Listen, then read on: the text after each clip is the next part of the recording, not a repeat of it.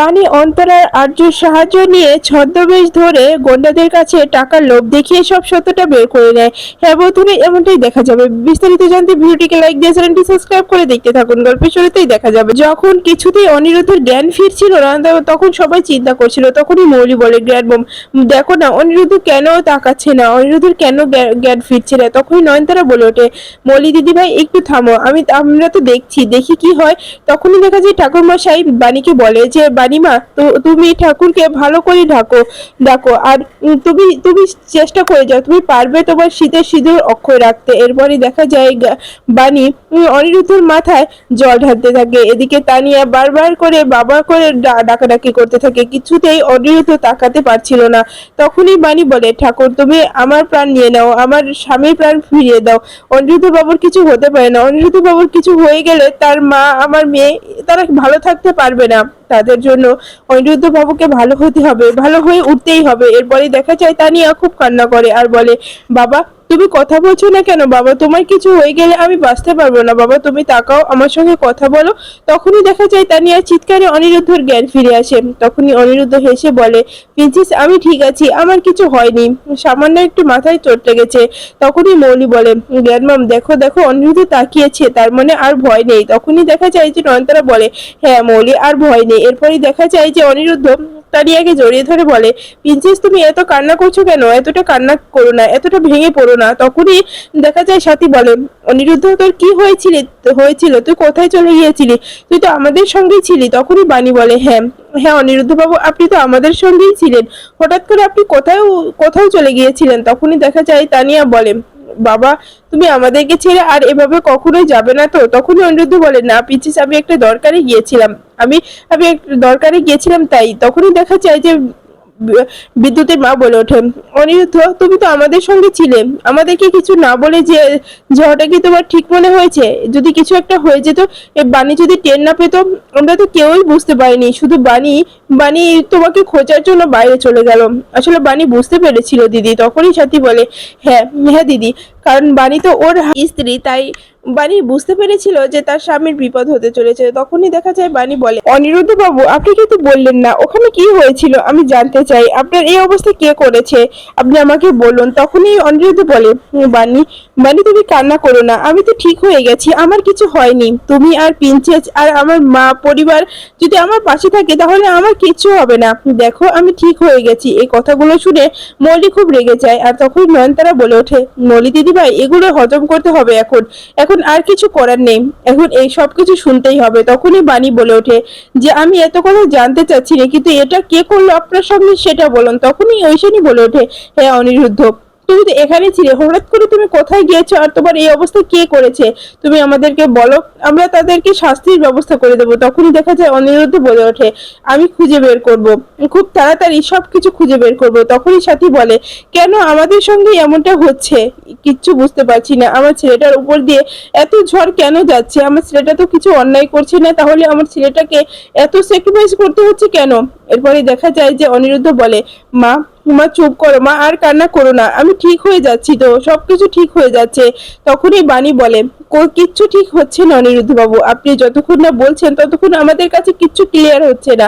আপনি বলুন আপনার এই অবস্থা কে করেছে, আপনি দয়া করে কিছু বলুন যে এই অবস্থার জন্য কে দায়ী। তখনই অনিরুদ্ধ বলে, হ্যাঁ বাড়ি আমি বলবো কিন্তু আমার কাছে কোনো প্রমাণ নেই, যখন আমার কাছে প্রমাণ আসবে আমি প্রমাণ সহ তোমাদেরকে বলে দেবো। তখনই অনিরুদ্ধ মৌলির দিকে তাকায়, তখনই মৌলি খুব ভয় পেয়ে যায়। তখনই দেখা যায় বাণীও অনিরুদ্ধের চোখের দিকে তাকিয়ে দেখে যে অনিরুদ্ধ মৌলির দিকে তাকিয়ে আছে। তখনই বাণীর বুঝতে বাকি থাকে না এই সবকিছুর পিছনে মৌলি আছে।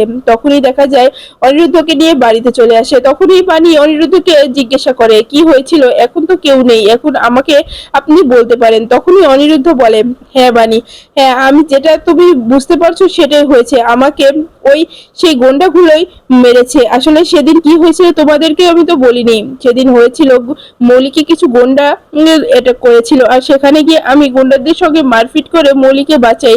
আর তখনই মৌলি অসুস্থ হয়ে পড়লে মৌলি সেই মুহূর্তে ছবি তোলে। তখনই দেখা যায় যে বাণী বলে যে, তাহলে আমি বুঝতে পেরেছি। তখনই অনিরুদ্ধ বলে, সেই গন্ডাটাই আমি মন্দিরে দেখে তাকে ধরতে গিয়েছিলাম, তার তারাই আমার পিছন থেকে এসে আঘাতটা করে দেয়। তখনই বাণী বলে আমি ছাড়বো না, কিছুতেই ছাড়বো না। এরপরই দেখা যায় যে বাণী বাইরে এসে অন্তরাকে বলে যে আমাকে একটু স্মার্ট বানিয়ে দেবে তোমাদের মতো করে। তখনই অন্তরা বলে ওঠে হ্যাঁ হ্যাঁ বৌদি, কেন নয়, তোমাকে আমি সবকিছু শিখিয়ে দেবো। এরপরে অন্তরা আরজু বাণীকে স্টাইল শিখাতে থাকে। তখনই কিছুতেই বাণী পারছিল না। তখনই আরজু বলে যে দিদি তোমার দ্বারা এসব হবে না, দিদি তুমি এসব কিছু ছেড়ে দাও। তখনই অন্তরা বলে না আরজু, আমি জানি বৌদি পারবে, পারবে, বৌদিকে পারতে হবে। তখনই বাণী বলে হ্যাঁ আমাকে পারতে হবেই, আমাকে সব সত্যটা সবার সামনে আনতে হবে, অনিরুদ্ধ বাবুকে নির্দোষ প্রমাণ করতে হবে। এজন্য আমি সব লড়াই করতে পারবো, এজন্য আমার যত বড় কঠিন পরীক্ষা আসুক না কেন সেই পরীক্ষায় আমি উত্তীর্ণ হবই। এরপরে অন্যদিকে দেখা যায় যে সকাল সকাল বাটি সেই গন্ডাদের কাছে মৌলিক দিয়ে টাকা দিতে আসে। তখনই মাঝপথে এসে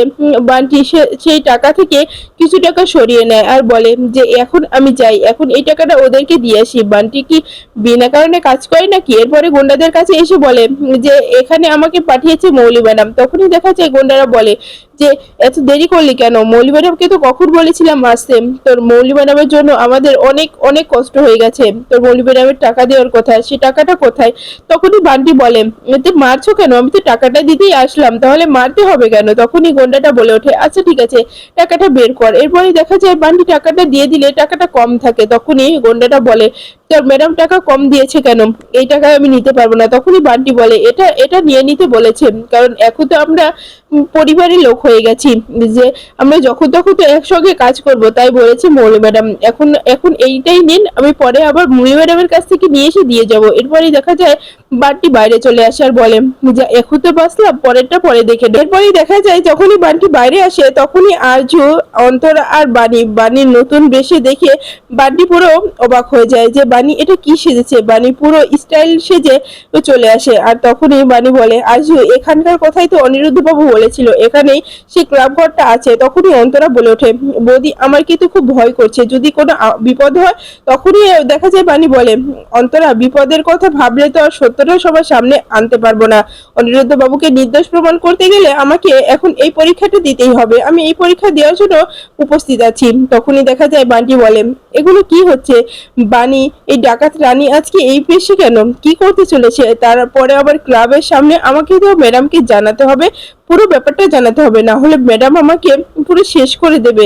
এখনই আমি ফোন করে সবকিছু বলে দেব। এরপরেই দেখা যায় যে বাণী সেই ক্লাবে চলে আসে আর গুন্ডাদের সঙ্গে দেখা করে আর বলে যে এখানে কে টাকা নিয়ে কাজ করে। তখনই দেখা যায় গুন্ডাটা বলে আপনি হয়তো ভুল রাস্তায় এসেছেন, এখানে কোনো কোনো এসব কাজ হয় না। তখনই দেখা যায় যে বাণী বলে ওঠে আমি জানি, আমি সুপারি দেব, সুপারির বিনিময়ে আমার কাজ করে দেবে। তখনই দেখা যায় যে গুন্ডাগুলো বলে দেখুন আপনি ভুল পথে এসেছেন, আমি এরা এসব কাজ করি না। তখনই বাণী ইসরায়েলে বলে ওঠে যে আচ্ছা ঠিক আছে, তোমরা যেহেতু করবে না, এই শহরে তো এসব কাজের জন্য অনেকেই আছে, সুপারি দিলে তো এই কাজ সবাই করতে পারে, তাই আমি তাদেরকে দিয়েই করাবো, তোমাদের দিয়ে আর করাবো না। তখনই দেখা যায় যে গুন্ডাগুলো বলে ওঠে না না ম্যাডাম ঠিক আছে, আমরাই কাজটা করে দেবো, কি করতে হবে সেটা বলুন। তখনই দেখা যায় যে বাণী অনিরুদ্ধের ছবিটা বের করে দেখিয়ে বলে যে এই ছেলেটাকে সরিয়ে ফেলতে হবে, পুরো শেষ করে দিতে হবে। তখনই গুন্ডাগুলো ভয় পেয়েছে আর বলে এই ছেলেটার উপরে আপনাদের কিসের এত রাগ? এই ছেলেটাকে মারার জন্য এত এত এত কিসের আপনাদের দরকার? তখনই দেখা যায় বাণী বলে মানে আপনার কথা বুঝলাম না, একে মারার জন্য আরো কেউ আপনাকে সুপারি দিয়েছিল? তখনই গুন্ডাগুলো বলে হ্যাঁ দিয়েছিল। তখনই বাণী বলে কে দিয়েছিল? তখনই গুন্ডাটা বলে ওঠে দেখুন আমাদের এখানে এই কথা বলা নেই যে ক্লায়েন্টের নাম বলে দেওয়া, আমরা কোনো ক্লায়েন্টের নাম বলতে পারবো না। তখনই বাণী বলে আচ্ছা ব্যাপারটা আমার কাছে ভালো লাগলো যে আপনারা কোনো নাম বলেন, আচ্ছা ঠিক আছে আমি জানি। তখনই দেখা যায় বাণী ভুলভাল নাম বলতে থাকে। তখন গন্ডাটা রেগে যায়, বলে আপনি কি বলছেন, এই ম্যাডাম আমাদের টাকা দেয়নি। তখনই দেখা যায় আরজু আবার মিথ্যা কথা অন্য একটা ম্যাডামের নাম বলে। তখনই গন্ডাটা বলে না না এই ম্যাডামও আমাদের টাকা দেয়নি, আপনারা কেন বুঝতে পারছেন না, আমাদের টাকাটা দিয়েছে মৌলি ম্যাডাম। তখনই দেখা যায় যে বাণী সত্যিটা বুঝতে পেরে যায়। তখনই বাণী মনে মনে বলে আমি জানতাম এই নামটাই উঠে আসবে, কারণ মৌলি দিদিমণি ছাড়া এরকম কাজ করার সাহস কেউ দেখাবে না।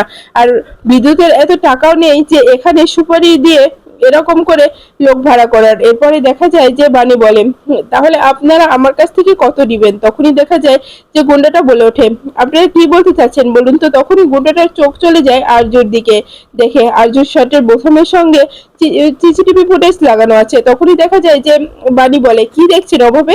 তখনই গোন্ডাটা বলে, আমরা প্রথম থেকেই ভেবে নিয়েছিলাম যে আপনারা ফ্রড, আপনারা এখানে কিছু করতে এসেছেন। তখনই বাণী বলে, আমরা কিচ্ছু করতে আসি, আমরা যে কাজটা করতে এসেছি সেটা করে এখান থেকে চলে যাব। তখনই ওখানকার আরেকটি ছেলে বলে ওঠে, দেখুন ম্যাডাম, আমরা বুঝতে পারছি আপনারা জাল, আপনারা আমাদেরকে ফাঁসাতে এখানে এসেছেন, বলুন তো কি কি দরকারে এসেছেন? তখনই দেখা যায় আর্য বলে, আপনারা এভাবে এভাবে এভাবে দিদিকে ধরবেন না। তখনই গোন্ডাগুলো বুঝে যায় যে এরা সত্যি সত্যি ফ্রড। তখনই দেখা যায় গোন্ডাটা বলে, আমি ছাড়বো না। আর এই ছেলে তো, তোমার এই শাড়ির বোতামে এটা কি? এটা আমাদেরকে দিয়ে দাও, তোমরা আমাদের সবকিছু ভিডিও করতে এসেছো। তখনই দেখা যায় যে বাণী বলে, দেখুন খুব সাবধান, আমি বাড়াবাড়ি করবেন না, তাহলে কিন্তু খুব খারাপ হয়ে যাবে। তখনই গোন্ডাটা বলে ওঠে, কি খারাপ করবেন? আমি, আপনারা এখান থেকে বেঁচে ফিরলে তো আমাদের কিছু করতে পারবেন, এখান থেকে কিচ্ছু করতে পারবে না। তখনই দেখা যায় বাইরে থেকে অনিরুদ্ধ তার ফোনের সাউন্ড সিস্টেম বাজিয়ে ওঠে, সেটা পুলিশের এলার্মের মতোই। তখনই দেখা যায় যে গোন্ডাগুলো ভাবে যে এটা পুলিশ এসেছে। তখনই দেখা যায় গোন্ডাগুলো ওখান থেকে পালিয়ে যায়। তখনই বাণী আর অনিরুদ্ধ বাইরে চলে আসে আর বলে, এই সাউন্ড সিস্টেমটা কে বাজালো? তখনই দেখা যায় যে বাণী আর অনিরুদ্ধ দেখা হয়ে যায়। অনিরুদ্ধ বলে ওঠে, তোমরা এখানে কেন এসেছো? আর বাণী, তোমাকে এত রিস্ক কে নিতে বলেছে? ওই গোন্ডাগুলো কতটা শক্তিশালী সেটা আমার থেকে ভালো কেউ জানে না। তুমি আমাকে কিছু না বলে তুমি একা একা এই রিস্কটা কেন নিয়ে? আর অন্তরা, তুই তো আমাকে কিছু বলতে পারতি। তখনই অন্তরা বলে, আসলে দাদা কি হয়েছে, বৌদি বললো তো তাই করলাম। তখনই অনিরুদ্ধ বলে, বাণী কেন করলে এইরকম কাজ? তুমি কেন করলে বলো? তখনই বাণী বলে, কি করব, আপনার এই সবকিছু আমি সহ্য করতে পারছিলাম না। আপনাকে কষ্ট দিয়েছে, আপনাকে মিথ্যাবাদী প্রমাণ করেছে, আপনাকে খারাপ প্রমাণ করেছে, আপনাকে নির্দোষ প্রমাণ করার জন্য এটুকু রিস্ক আমি নিতে পারি, এই জন্য আমার কোনো সাহসের দরকার হয় না। তখনই দেখা যায় যে অনিরুদ্ধ বলে ওঠে, তুমি একদম ঠিক কাজ করনি বাণী, এর জন্য তোমাকে অনেক বিপদে পড়তে হতো। তখনই বাণী বলে, আমি বিপদ দেখে ভয় পাই না, কিন্তু আমি কখনো অন্যায়কে প্রশ্রয় দিই না। এরপরে অন্যদিকে দেখা যায় যে মলি নয়নতারাকে বলে যে, জ্ঞানমম, এবার আমাদের নতুন একটা চাল দিতে হবে। তখনই হঠাৎ করে নয়নতারার ফোন আসে, ফোনটা বান্টি করে আর সবকিছু বলে দেয়। তখনই দেখা যায় যে নয়নতারা চিৎকার করে ওঠে। তখনই মৌলি বলে, কি হয়েছে জ্ঞানমম, তুমি এভাবে চিৎকার করছো কেন? তখনই নয়নতারা বলে ওঠে, দিদি ভাই সর্বনাশ হয়ে গেছে, বান্নিরা বুঝতে পেরে গেছে যে এই সবকিছু তুমি করেছো, এবার আমাদের কিছু একটা করতে হবে, ভাবো দিদি ভাই ভাবো। তখনই মৌলি বলে, হ্যাঁ জ্ঞানমম, আমাদেরকে কিছু একটা করতে হবে, কারণ আমাদেরকে দ্রুত কিছু করতে হবে যাতে অনিরুদ্ধ আমাকে বিয়ে করতে বাধ্য হয়। এরপরেই দেখা যায় যে তখনই মৌলি প্ল্যান ভেবে নেয় আর বলে, জ্ঞানমম, আমি পেয়ে গেছি যে এইটা করলেই অনিরুদ্ধ আর আমার বিয়ে হয়ে যাবে। আমরা মিডিয়ার লোকেদেরকে এনে আবার বলবো যে সেদিন অনিরুদ্ধ আমাকে বিয়ের প্রতিশ্রুতি দিয়েছিল, এখন বিয়ে করতে চাচ্ছে না, তখন মিডিয়ার চাপে পড়ে অনিরুদ্ধ আমাকে বিয়ে করতে বাধ্য হবে। তখনই নয়নতারা বলে, দিদিভাই একদম ঠিক কাজ করেছো। তখনই মিডিয়ার লোকেরা বাড়ির ভিতরে চলে আসে। তখনই দেখা যায় যে নয়নতারা বলে ওঠে, যে কি হলো মলি দিদিভাই, তুমি এইমাত্র বললে, আবার তোমার কথা শুনে মিডিয়ার লোকেরাও চলে আসলো, তুমি কি আগে থেকে ঠিক করে রেখেছিলে নাকি? তখনই মলি বলে, না না না জ্ঞানমম, আমি এসব তো আগে থেকেই ভেবে রেখিনি, ওরা এসেছে ভালো হয়েছে, এবার আমি আমার গুটিটাও চাল দেবো। তখনই দেখা যায় নয়নতারা বলে ওঠে, হ্যাঁ মলি দিদিভাই, তাহলে তুমি সেটাই করো, তুমি যেমনটা চাচ্ছিলে তেমনটাই হোক। তখনই দেখা যায় যে মৌলি মিডিয়ার সামনে গিয়ে হাত জোর করে বলে যে আসলে আমার সম্মানটা এভাবে নষ্ট করবে যে অনিরুদ্ধ চ্যাটার্জি সেটা ভাবিনি, সে আমাকে অনেক কথা দিয়ে কথা রাখেনি, সেটাই আমি আপনাদের সঙ্গে আজকে শেয়ার করতে চাই। আমি আপনাদেরকে জানাতে চাই যে আমার জীবনটা নিয়ে কিভাবে খেলা করেছে ওই অনিরুদ্ধ চ্যাটার্জি। তখনই দেখা যায় যে মিডিয়ার লোকেরা বলে ওঠে, হ্যাঁ ম্যাডাম মৌলি রায়, আপনি বলুন কি হয়েছিল সেদিন, কি কি হয়েছিল সবকিছু আমাদেরকে খুলে বলুন। তখনই পিনাকি আর ঈশানী বলে, এগুলো কি হচ্ছে মৌলি, এগুলো কি করছো? তখনই মৌলি বলে, মম ড্যাড এবার থামো না, এবার আমি কথা বলছি তো। তখনই দাদু বলে, মৌলি আমি তোমার কাছ থেকে কিন্তু এসব কিছু আশা করিনি, তুমি এই মিডিয়ার লোকদের কেন ডেকেছো? তখনই বাড়ি আসে আর বলে, মৌলি দিদিমণি এটা ডাকেনি, ডেকেছি আমি মিডিয়ার লোকেদেরকে ডেকেছি, কারণ সেদিনকে অনিরুদ্ধ বাবু আর মৌলি দিদিমণির সবকিছু তো মিডিয়াতেই সবকিছু হয়েছিল, এজন্য আজকে সব ঠিক করতে আবার মিডিয়ার লোকদেরকেই ডেকেছি। আমি আজকে প্রমাণ করে দিতে চাই যে সেদিনকে ব্যবহারে অনিরুদ্ধ বাবুর কোনো দোষ নেই, অনিরুদ্ধ বাবু কিছু করেনি। এরপরে দেখা যায় মৌলি কথাগুলো শুনে খুব ভয় পেয়ে যায় আর ঘাবড়ে যায়, বলে, বাণী তুমি কি বলতে চাচ্ছ, এখানে কেন এসেছো? তুমি এভাবে শৃঙ্খলা করবে না। তখনই দেখা যায় যে বাণী বলে, আমি যা করছি বেশ করেছি, কারণ আমি অনিরুদ্ধ বাবুকে অনেকটা বিশ্বাস করি, আমি জানি অনিরুদ্ধ বাবু এমন কিছু করবে না যাতে তার সম্মান নষ্ট হবে, তার কারণে তার আশপাশের মানুষেরও সম্মান নষ্ট হবে। আমি এই জন্যই সব সত্যটা প্রমাণ করতে আজ চলে এসেছি। কথাটা শুনে মৌলি খুব রেগে